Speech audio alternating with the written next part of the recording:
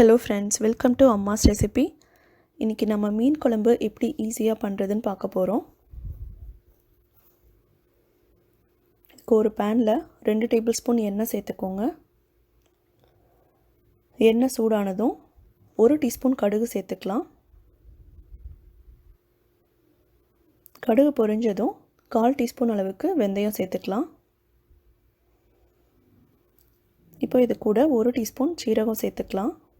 இது எல்லாமே நல்லா பொரிஞ்சதுக்கு அப்புறமா நம்ம பூண்டு சேர்த்துடலாம். இன்னைக்கு நான் 10 பல் பூண்டு எடுத்து வச்சிருக்கேன். பொடி பொடியா கட் பண்ணி வச்சிருக்கேன். 2 பச்சை மிளகாய். இத லைட்டா வதக்கிட்டு நம்ம வெங்காயம் சேர்த்துக்கலாம்.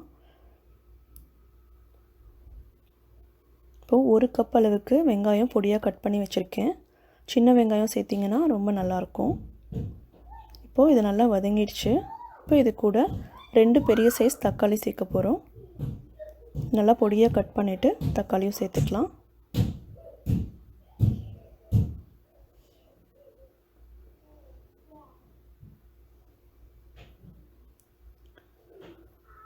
இப்போ இதுக்கு தேவையான அளவு உப்பு சேர்த்துக்கலாம்.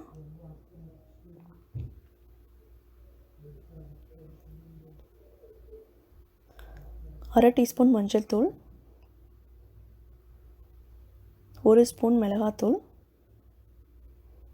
3 ஸ்பூன் கொத்தமல்லி தூள் சேர்த்துக்கலாம். இப்போ இது எல்லாத்தையும் சேர்த்து நம்ம தக்காளி கூட நல்லா வதக்கி விட்டுடணும். தக்காளி நல்லா மசியிற வரைக்கும் நல்லா வதக்கிக்கலாம்.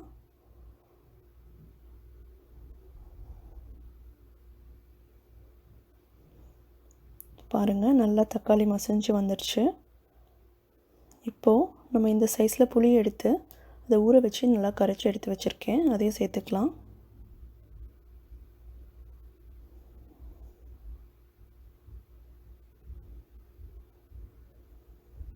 இப்போ நீங்கள் குழம்புக்கு தேவையான அளவு தண்ணி சேர்த்துக்கலாம். உப்பு காரம்லாம் சரி பார்த்துட்டு இதை நம்ம நல்லா கொதிக்க வச்சிடலாம். இந்த பச்சை வாசனைலாம் போகிற அளவுக்கு பாருங்கள் நல்லா கொதிச்சு வந்துருச்சு. இப்போது நம்ம மீன் சேர்த்துடலாம். நான் இன்றைக்கி 1/2 கிலோ அளவுக்கு சால்மன் மீன் எடுத்திருக்கேன். அதையும் சேர்த்துக்கலாம்.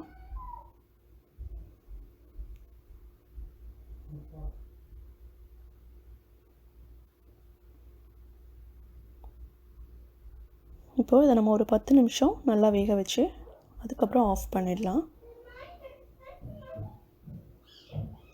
பாருங்கள் மீன் எல்லாம் நல்லா வெந்துருச்சு. இப்போது மீன் உடைக்காமல் லைட்டாக கிளறி விட்டுடலாம்.